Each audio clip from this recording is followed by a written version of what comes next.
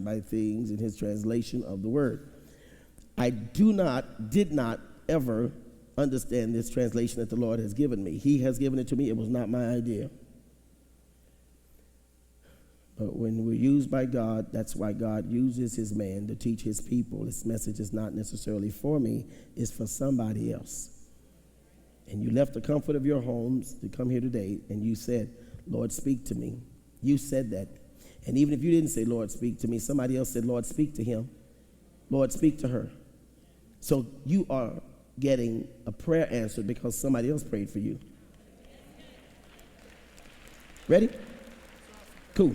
Now let's see how it reads. You're going to see how close I was in the translation. Go to St. Luke, the 15th chapter, King James Version of the Bible. St. Luke, 15th chapter. If you see anyone reading an iPad or checking email or something, that's called out of order.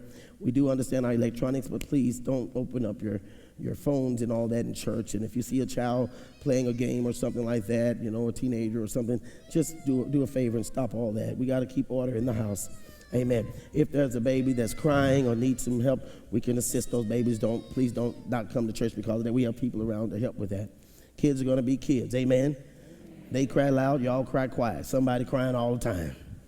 All right, so look at the screen, if you don't mind, in the 15th chapter of St. Luke, and I'll read as we start on the King James Version. It says, and he said, Jesus said, a certain man had two sons. Remember, once upon a time. Remember that part it said?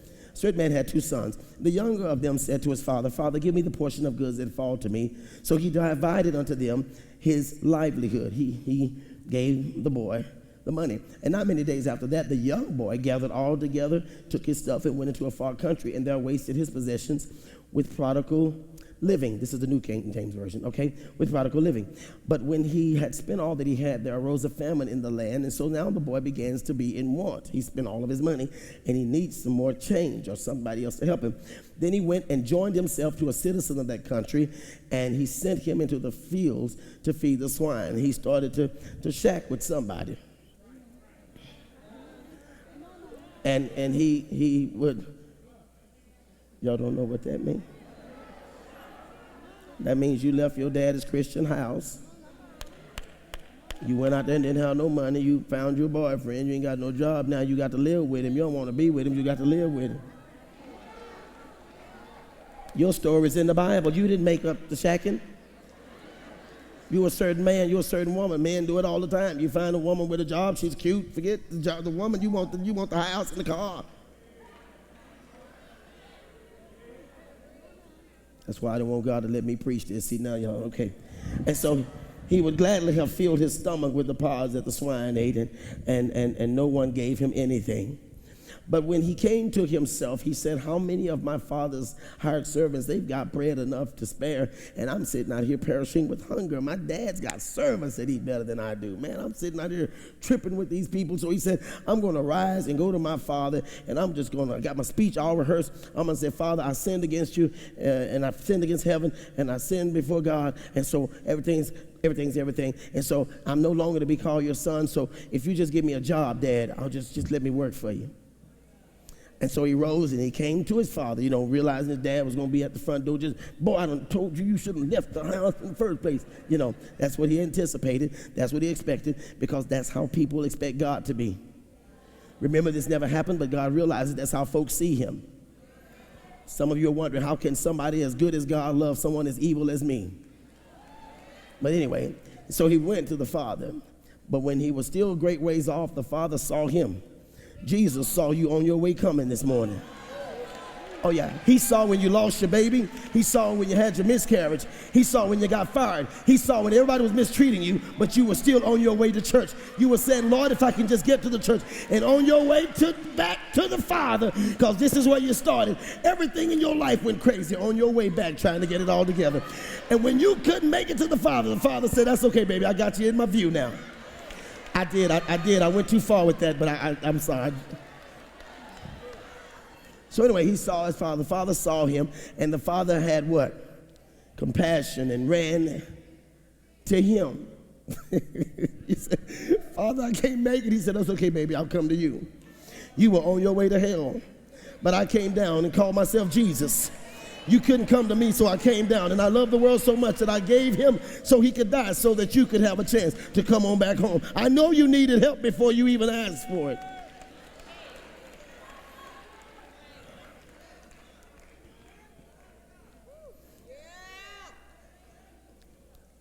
Some of you don't even realize God's got his eyes on you so much. He's just knocking people out of your way that's trying to stop you from getting where.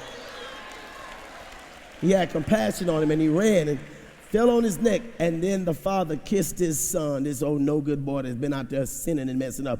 And the son said to him, Father, listen, you don't know what I've been doing. I've been bad. I've been real bad. I sinned against you, and I'm no longer worthy to be called your son. The father said to his servants, don't listen to my boy. Bring him the best robe. Not that one from Holiday Inn Express. Bring him the one from the Omni. Bring him that. I want the robe to fit. Put that robe on him. Put a ring on his finger. Put some sandals on his feet. Let's make it look like he's been here all the time. And then not just that, bring the fatted calf here and kill it.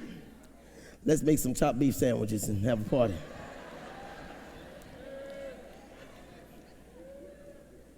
For this my son was dead and is alive, and he was lost but is found. And they began to be merry. They started having this party. And his older brother was in the field, and he came near the house, and he heard the music and the dancing, and he heard the DJ and somebody scratching. I'm taking it too far. And so he called one of the servants and asked him what these things meant. What's going on in the house, man?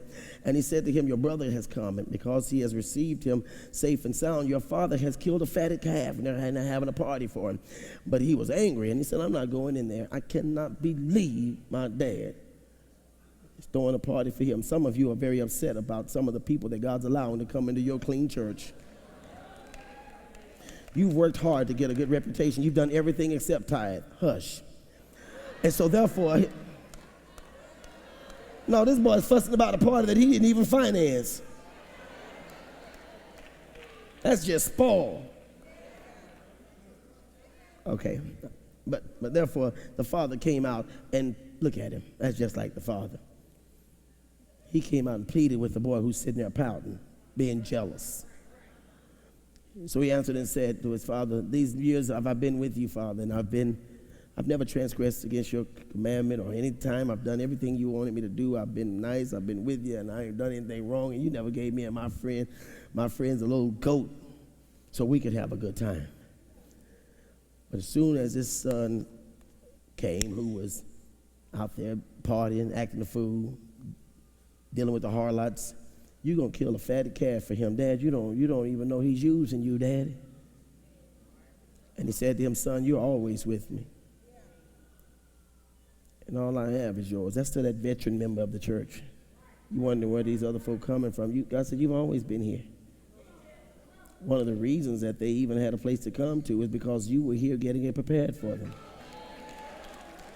So what if the girl got on 2-inch shorts now that she's come in? Somewhere you met her out there. Remember when yours was 1 inch? Now that she's in, let's show her that she can change her outside like I changed her inside. That's all this is saying. And so he said to him, son, you're always with me. And it was right at that time. Wait, back up. Okay, did I finish? Did I go back? Did I go too far? Okay, fine. I'm done. Go to verse 13. Go back to verse 13. Go back to verse 13. Let's go back to the boy now. Because you got the point that the boy was there. I just wanted to show you that I'm being biblical here, because some people come to the church and they think, well, he just up there talking and going on. Okay, he said, not many days after that, remember that verse, the younger son gathered together and took his journey into a country, and the boy wasted his substance with riotous living. He took all of his money, ran away from home, and wasted it in the party life. Our little subject this morning we're going to talk about is this. It ain't the money, it's the management.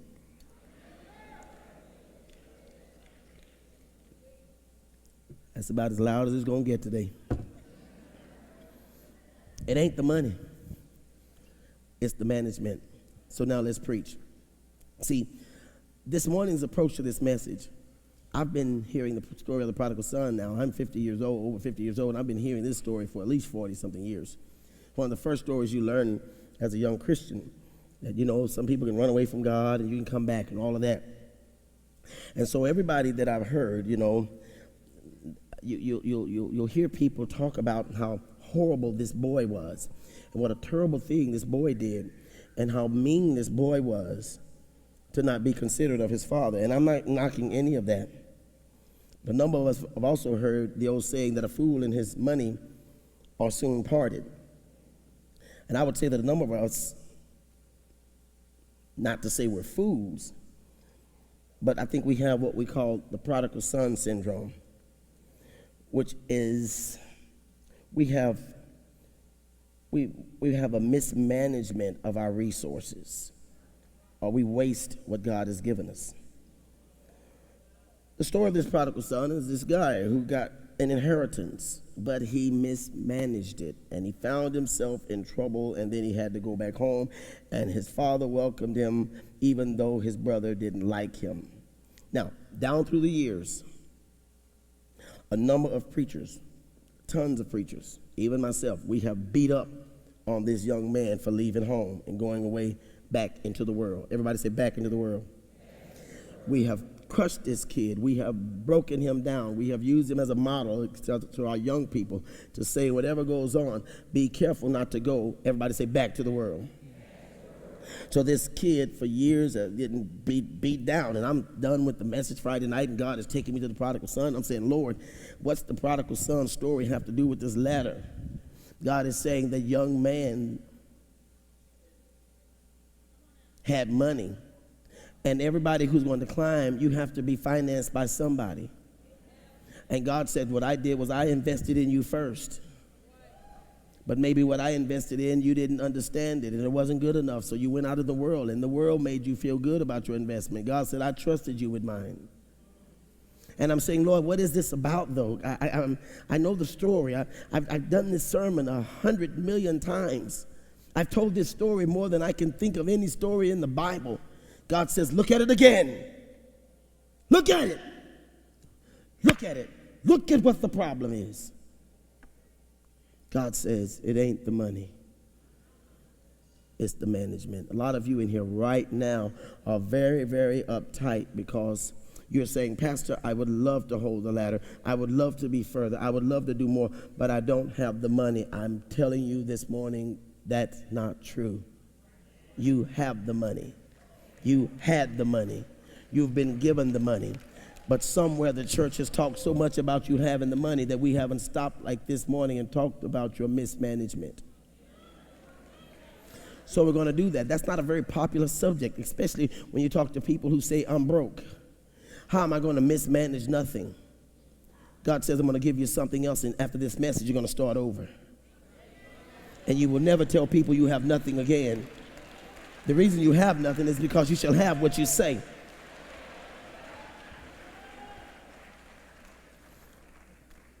So we're going to see this boy a little different. And you're going to say, Pastor Rush, are you sure? Yeah, I am. I'm going to start out by saying, first of all, I don't think that this boy was any different than you and I. Because several of us in here this morning, we are in debt. And we have money troubles. Not because we're bad people, but we're just having difficulty managing our resources. See, the first thing we want to think about this boy is he's such a bad boy because he left his good home. But we're not bad people. You're not a bad person, but you still are having problems with money because you have mismanaged your money. So I'm going to assert here that there's nothing really wrong. Here's another thing that somebody doesn't want to hear me say, but let's look at this story. The boy was young and he left home. Now make sure that nobody's playing on your iPads or anything. I really want your undivided attention because these are messages that if you don't hear it, you'll write the pastor, you'll say something, and it's strictly because you're not paying attention. So you got to focus on this today because this is not your typical, oh, I know this story. No, you don't. I mean, you may know the story, but watch where God is taking you today. I'm going to say, for the sake of those who may not get it, that there was nothing wrong with that boy leaving home, or any young person. There's nothing wrong with us having a vision. There's nothing wrong with gathering whatever resources he or she can have and leave the safety and security of their home. Or there's nothing wrong with leaving your comfort zone to pursue your vision. When we think about it, isn't that what Jesus did? He was the oldest child, living with his mother and younger brothers and sisters when he left home. Jesus did the same thing. Now, some of you are looking like they did first service. Jesus had some brothers and sisters? Yes, Mary was only a virgin one time. After that, she was fruitful. Mary was always fruitful, because when you can get pregnant and nobody did nothing, you're pretty fruitful. Give somebody a high five. Let them wipe that off. That's another high five. Here we go. So Jesus left his brothers and sisters to pursue a vision. Come on, Jesus. You're going to leave us? Yeah. When we think about that, when we think about it, a number of us have done the same thing. Yeah. See, there are people in your family that won't speak to you right now because you left home. At some point, you left the comfort of your familiar family environment, and you went to pursue a vision for your life. You either had the vision of a better life through some kind of relationship or some kind of an education you were seeking, and you said, I'm going to leave because you don't like Tyrone, and so me and Tyrone going to live together. And you left home. Now, the problem is, Mom, you said first, if you can't do what I say, you can get out. And then she said, I'm leaving. You said, wait a minute.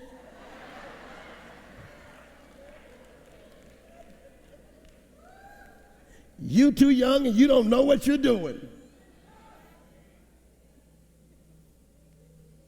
When we left home, we said, I'm never going back again. I'll never come back in here. And you were so confident because Tyrone was so good to you. You talked a lot of noise to your mama. You slammed the door and sped off with Tyrone and his 3 good tires and 1 bad one. And once you left, you said, I'm not going back unless I need to go back and, stay there a couple of weeks while my apartment get ready or something when I'm grown. Or I'll go back maybe if, Mom or Dad gets sick and they need me to take care of them and take care of the family business or the property, something like that. But when you left, you had no plans of going back home. Look at y'all looking at me like, So this boy had no plans of going back. He has his hopes and he has his dreams, his intentions and his motivations. They were no different than most of us when we left home. We had thoughts and ideas of what we were going to do. We kind of had it all lined out. As a matter of fact, we look at young people a little strange right now if they stay home too long. It's graduation happening in next month. And in a couple of more months, you're going to let them stay there. And I always tell the graduates, you got like 90 days. After you graduate, your mom's so happy. They celebrate you graduating. And then around July and August, they start looking at you